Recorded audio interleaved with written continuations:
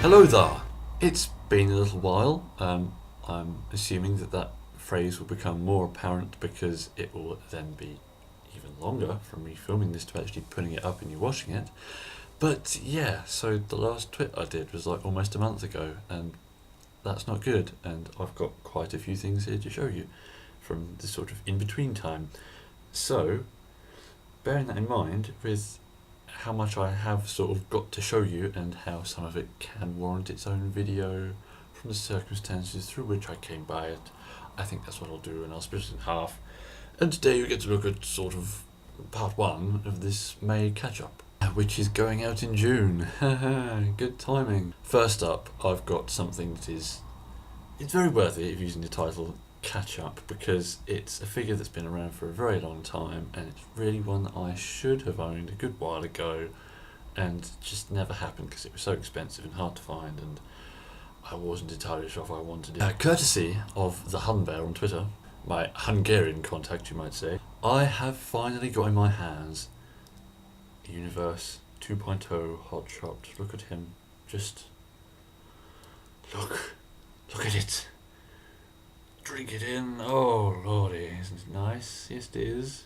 But of course it might only be that nice because I like Hotshot so much.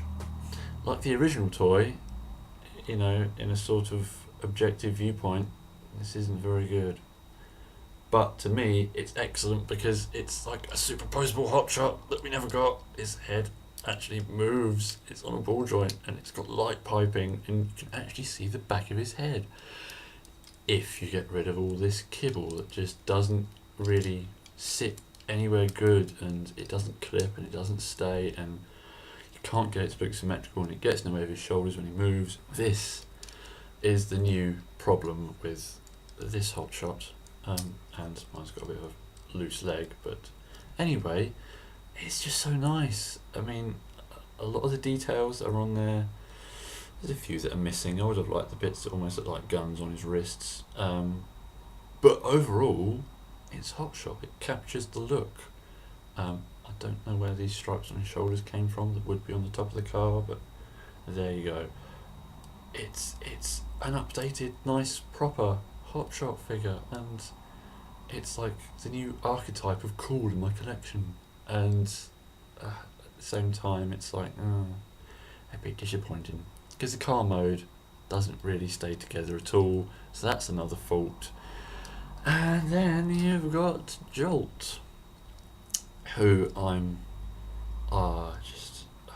can feel nothing but disappointment for this little red helicopter here, because of course they needed to include him, but the only port that Hotshot's got is this one up here on the back of his car, or like his shoulder, and all Jolt can do is sit there. Just sit there. There's no Axel Zuka, nothing flips up, nothing comes out. There's no guns.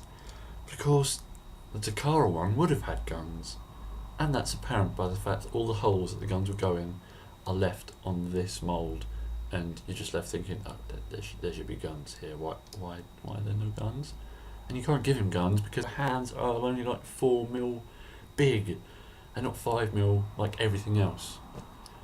Great move there, Hasbro. But yeah, on to the disappointment of Jolt. Oh dear. You used to be so cool, and now you're just not. Okay, the helicopter isn't that bad, I guess. It might be slightly more detailed than the original, but you've got these fins back here, and his legs in the way, and the rotors are smaller, and he's smaller, and he's made out of awful rubbish plastic that feels like a knockoff, and he transforms differently, and it means that he hasn't got any knees because you haven't got that whole folding out of the front of the helicopter. It's just the underside, and his legs are just hollow, thin bits of plastic, and he can't stand up. Oh, I shouldn't have to list so many bad things about this, but there is really nothing good. The alt mode bits don't clip in, so the helicopter front just sits on his back. And oh look, yeah, there's a point, they've given him elbows and taken away his knees. That's not a fair trade. So I'm sorry Jolt, but you can just go over there and I'll forget you ever exist. The day after that glorious package came to me, Another almost equally nice one appeared. I finally succumbed to wanting a version of the Inferno mould, and of course you got Inferno, which is really expensive, and you got the new Hotspot, which isn't really expensive at all, it's actually quite cheap. But I wanted Grapple, and I found one for under 20 quid on Amazon. There he is, and I was quite astounded when he came because he's just huge. I know I'm late to this party talking about this, but he's enormous. He weighs a ton and he's just nothing but chunk. It's lovely. He's really nicely posable for a guy that's chunky. He's got nice moving ankles and toes and all that. It's a shame though with the way they remoulded his hands from Inferno that they took away any wrist movement or the ability to hold any guns. So you just have to leave him like this and have him, I don't know, bash people with the crane. You can clip things on here, which I've found, but he doesn't need weapons. He's Grapple. He's just going to sort of build stuff and, I don't know, jaunt around with Hoist being all like Holmes and Watson, solving engineering-based mysteries. I don't know. The main thing that I really like about this guy is his alt mode. It is just gloriously big and solid. It's like a brick, the same sort of size and weight. It's just lovely and it rolls so nice. It's just a nice big yellow crane truck. It looks like some sort of Tonka toy. Yes, a Grapple indeed is a very fine thing indeed, and I'm glad to finally got another Reveal the Shield figure to add to my excellent roster of things that are lovely from that golden age. Next up, we have a few items from the Kapow Toys Bank Holiday Sale. As far as I can tell, I actually bought the cheapest things they had on offer.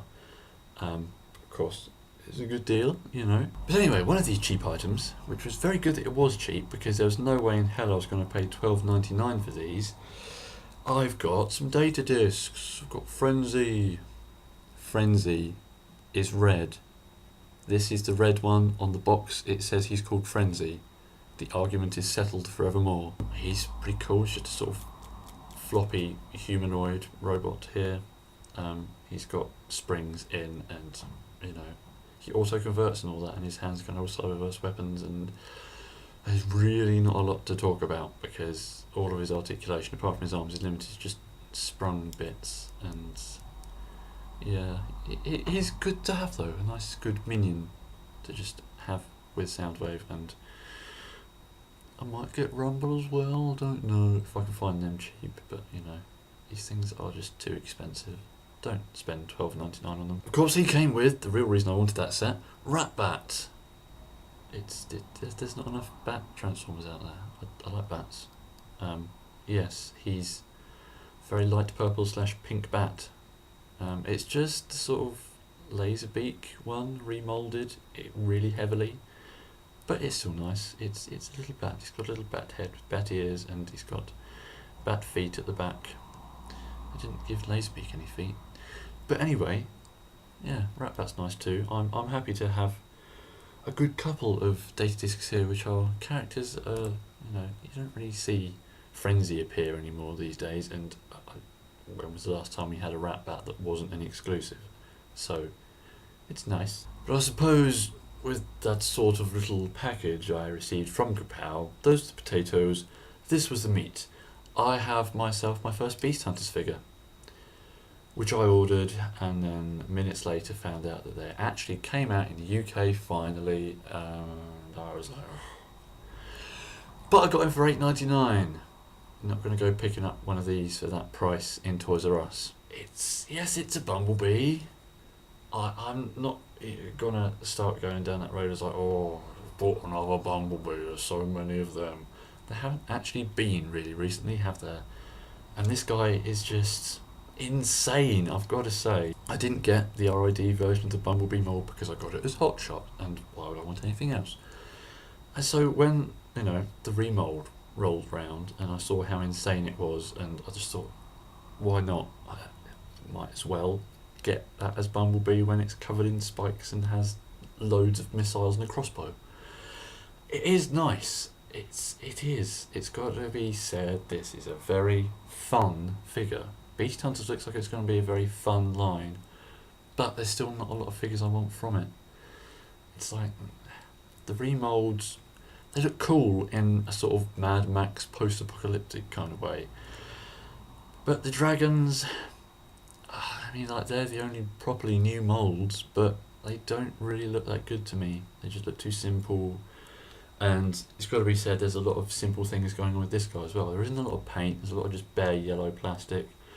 There is on some bits, it's sort of orangey swirly sort of stuff going on with the plastic that I assume is meant to make it look like it's sort of rusty or something. But overall, there's just not enough colour going on. I mean, when you look at him, really, there is a lot of paint. Everything black is paint, all the silver stuff is paint, you know. But it's very apparent that there are only like 3 plastic colours going on here, because there's no translucent stuff in the windows anymore, and he hasn't got any light piping, but his eyes follow you around the room. It's quite scary, because he's got really deep set eyes, and then the pupils are picked out and they just look like creepy hawk eyes. The crossbow thing is, you know, a bit of fun. It's been a long time since we've had just a plain old shooty missile launcher with a transformer. But of course, it's not really plain because it's in the shape of a crossbow, and you get 6 missiles to go in it for some reason. I don't know, I guess if you lose some, maybe. But it makes him look cool, like he's covered in ordnance, and it makes the car mode look like it could shoot loads of missiles at you, I guess. One nice touch, I think, is the fact they left his normal guns in there. The wheeljack one doesn't come with swords. None of the others come with their original sort of weaponry. And I suppose bumblebees are a bit small, but it's just nice to have a little bit extra. You know, everything about this package is just value for money, because even if you did spend $12.99 on it, you're still getting a darn sight more than you would the normal $12.99 Bumblebee from last year. So it's a good deal, and I think Beast Hunters will end up being a lot more economically viable, shall we say. You're going to get a lot more bang for your buck, which is very good indeed. So, of course, after hearing the news that Beast Hunters are out there, I decided to go and have a look. And, well, at first, all you could really find in some places, and it's probably still the case now, even if this is a week after I filmed it, Smythe's only had Commanders, and I ended up with a Bulkhead. Of course, you know, Predaking would have been nice. He's a nice new mould. Optimus is a new mould as well. But I went for the remould because as soon as I saw a picture of this guy, I thought, that's just funny, and it's going to be a lot of fun to have this figure. Bulkhead here appears to be the Dragonborn from Skyrim with his Viking hat on here. And he's got a big axe, which for some reason on the packet is called a hammer. And he looks like Roadbuster. There's just a lot to like here, and it is just a lot of fun. Of course, now I have an appropriate dragon slayer like that, I need some dragons for him to bash over the head with his axe. And I knew just which one I wanted to get first. Since the pictures came out and everyone's saying, oh, I've got this, and it was, I mean, come on, Beast Hunter's been out for like 6 months everywhere else in the world, and we're having to wait this long, and it's been so long to be looking at pictures and watching reviews and just thinking, I need that. That's just such a good little cheap figure. I have a Twin Strike. This is just so nice. It is, it's almost hard to put into words how nice this is for a little Legion figure. You might have watched Vangelus's recent review of it where he shows you it in lovely HD and all that, and I'm probably not going to be able to. But it's just nice. You just take one look at it, and the design is so angular, and it looks stocky, and just, it's got good proportions. He's got nice big legs with big feet. He's got nice shiny purple paint and shiny green paint on his head, and his arms are dragon heads, and he's got a hammer, and there's a lot to like about this. But the main thing is the fact they've crammed so much detail into a little tiny Legends figure like this. This is the figure that I wanted the most out of the wave 1 of all the Beast Hunter stuff. It really is. I just took one look at it and thought, that's the best design out of all the stuff that is in that first wave, apart from maybe like the Voyager Optimus, but he's expensive.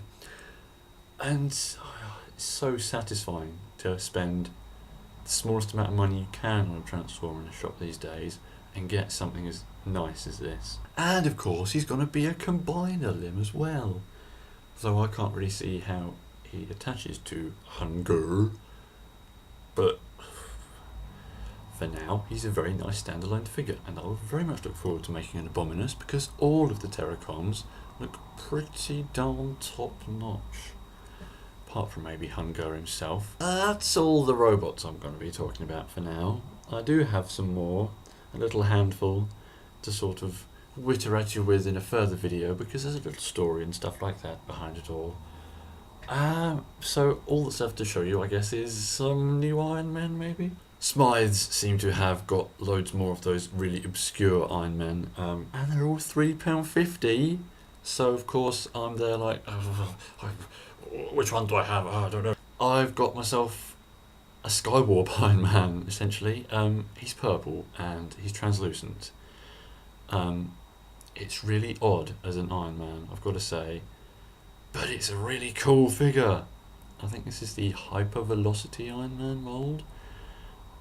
It's just, it's all like anti-radar patterns and sharp edges, and it just looks really cool. And you got all the paint in the middle with the arc reactor there. It's all sort of like it's glowing and the light is spilling out of it, and it's just something really different and unique. And you wouldn't have really called it for an Iron Man figure, but it is, and it's nice. I also got a rather chunky one. This is the Subterranean armour, because it comes with a hat that has these sort of saw blade things for cutting through earth. But taking that off, and I think he's just a repaint of the deep sea armour, or whatever that one was called that went underwater.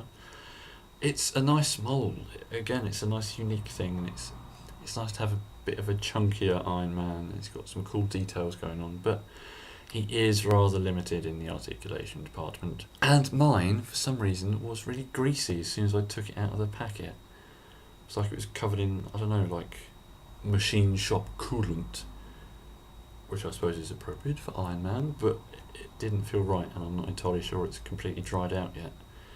It's a bit like, are you going to be the universe prowl of my Marvel collection, where I don't want to touch you because of stuff coming off of my hands? But there you have it. There's your lot for now. Hopefully, very shortly, you'll see some more, and there'll be something interesting within that video. And I hope there was something interesting in this one. I guess the main moral of today's story is it's good to take advantage of cheap stuff when you find it, and go and scour Toys R Us and Smythes for some Beast Hunters. I know I won't be getting many. And with saying that, I've probably foretold the next year's worth of purchases being mostly Beast Hunters stuff, because that's all I can find. Ciao for now.